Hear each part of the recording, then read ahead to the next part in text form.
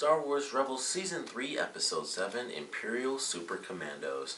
Now this is an awesome episode. I say this every time, but whenever we get a character-focused episode or, backstory or anything like that, I always want it to be Sabine. We barely got like a hint of that in the other episode where she went to spy with the Empire, and it was kind of referenced, and she was like, yeah, I used to actually be a cadet with the Empire. But this talked a lot about, Mandalorians in general. By the way, I love Mandalorians. Like, if it's not a Jedi or a Sith, Mandalorian is like number one. Like, they have sweet outfits. All their costumes are just badass suits of armor. Typically, they have jetpacks. I was a little mad at them at the end of the episode, though, when Sabine finally got a jetpack. She was like, oh, he's wanted one of these. And then the dude shot it at the end. So I'm hoping, because technically she still has it, that they fix it, and eventually she just has spray paints it and everything, and it's just a full on, she has a jetpack like most famous bounty hunters we know. So I was super happy. Like, I thought it was really good. I thought the action was good for this episode. The story I thought was well done. They kind of bring in their commander, the commander, yes, of the old Mandalorian troop that they talked with in the previous episode. I think though from last season. And I like the way it played out. It starts off, this guy's mad at the rebels. He's mad at Sabine. It's like, these are your people. This guy wouldn't have come and destroyed my base if you just took over. But then again, you guys are traitors. And so there was a lot going on with why he hated Sabine, and then, the rebels in general. And I just liked the way that it all played out. I thought it was really well done with his anger towards them and how it changed throughout the episode, and how Ezra, Sabine, and Chopper just had to deal with this crazy mission where they're not dealing with simple stormtroopers who can't shoot at all, even though there's a lot of missing in this episode. They're flying all over the place. They're like flying through canyons and stuff, and Ezra's holding on to Sabine, and then she gets hit in the back and she drops him by accident, and he ends up landing on Chopper, and he's like deflecting and stuff while holding with one hand before that, and then he's deflecting while standing on Chopper after that. And they're flying around a bunch, and I just loved the action for this. It was a lot of flying, a lot of shooting. And it was just crazy. Just the way they went about it, I thought was really well done. Like I said, love bounty hunters, love Mandalorians in general. And just seeing that, I thought was really good. I feel like we had just enough of the past with Sabine. Of course, I still kind of wish we had more, because there's just something there. It still hasn't been exactly explained how her people are considered traitors. I think this was the first episode where they give the name for her actual clan, though. They may have done that before, but we still don't know exactly why her clan, why her people are considered traitors, and how everything truly fell apart, because as the guy mentioned, it was like, if you guys weren't traitors, you could have taken over his place. So clearly there's a bit of a line going on there, where it's like, all right, these people are in charge, and then it kind of fell apart. And excuse me, the villain for this episode, he was like the guy that decided to just take over as protector. So there's a lot there that they still don't explain. We get a little bit here and a little bit there, but ultimately I still enjoyed it. I still thought it was a good blend of them reliving the past for Sabine and her history, and all of Mandalorian history, really, because it seemed like she was almost royalty. That's kind of how they talk about it. Like, she was supposed to be in charge, or at least her family. And when the guy mentions you could have taken over, I assume that's because maybe her parents are dead or something like that.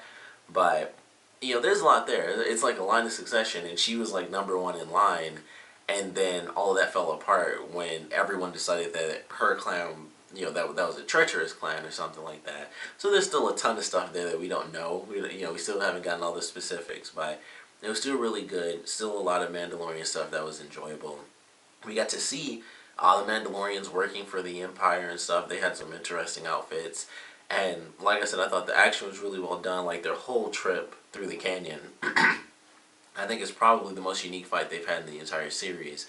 And, we got them flying, and Sabine can't do much except for fly. And then she's holding on with one hand, and she tells Ezra to help him out. So he's deflecting with one hand with his lightsaber. And then they get to the final battle where Sabine ends up fighting the guy one-on-one, which I thought was really cool. And I just loved it all. I was like, this is all really sweet.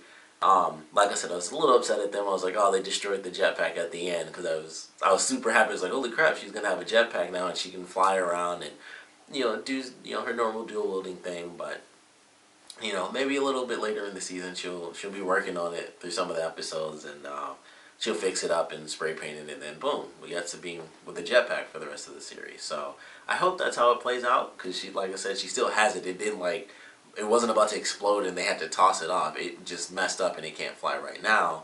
So they'll get some parts, fix it up, and she'll be flying around hopefully before the end of the season. But I thought that was cool. I was like, all right, we got a little taste of that, and they're kind of saving it now because sadly it got destroyed. But they're saving it for us for a little bit later, and we'll get to see it again. But I like what they did with this one.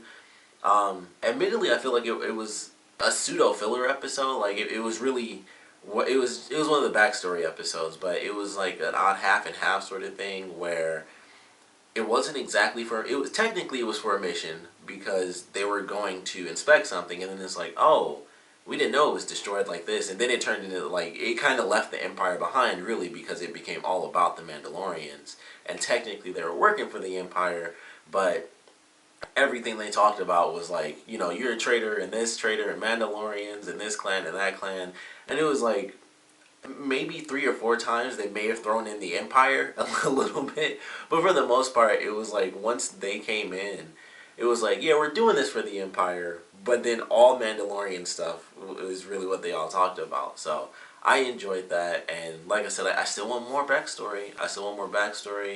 I want to see Sabine's sister come back into play. Um, you know, there's just a lot more I want, you know, for them. But I am excited for this next episode. We actually got a preview, which kind of blew my freaking mind because they never like to do actual previews. They just show that same stupid promo. But the next episode seems to focus on a little, like the mini rebels, I guess, is like a group of kids pretty much messing with the Empire. So we'll see how that plays out. I doubt they'll get super dark, but all I was thinking was like, man, they added like 5 characters. Obviously they won't be permanent, but they threw in like 5 characters. I feel like somebody might die, but I don't know if they'll go that far with it in the next episode. But I'm looking forward to it.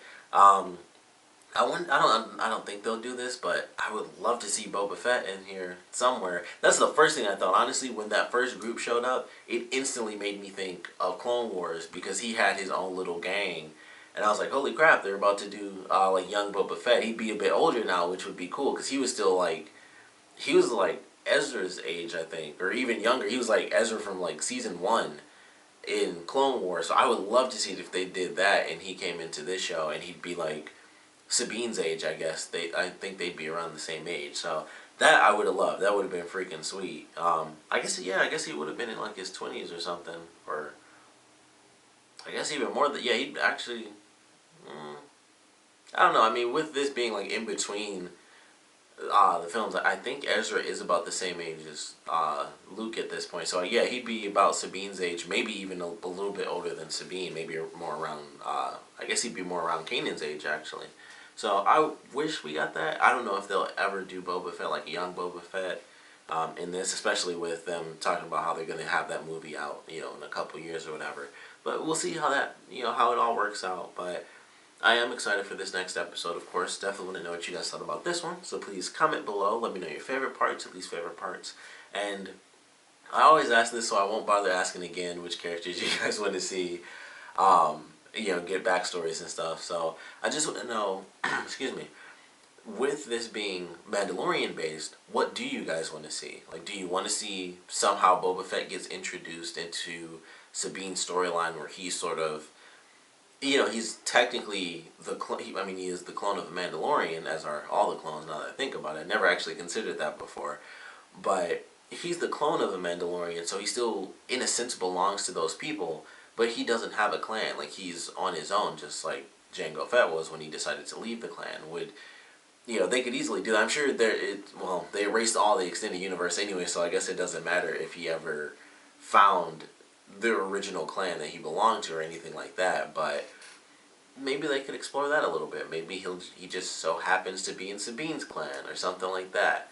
But I would love to know what you guys want to see from the Mandalorian storyline in this series, because it's always epic. It was epic in the Clone Wars. It's epic now. It's not as epic because whenever they did the Mandalorians in the Clone Wars show, excuse me, it was always like an army of Mandalorians. Plus, that's where they introduced like that short blade that was, excuse me, that like short black blade that could actually go up against the lightsaber. I love that. I was like, it's like a negative. It was almost like a wormhole of a blade, and I just thought it looked amazing. But I want to know what you guys want to see from the Mandalorian storyline in this series, what you guys thought about the episode in general. So please comment below, let me know, and thanks for watching.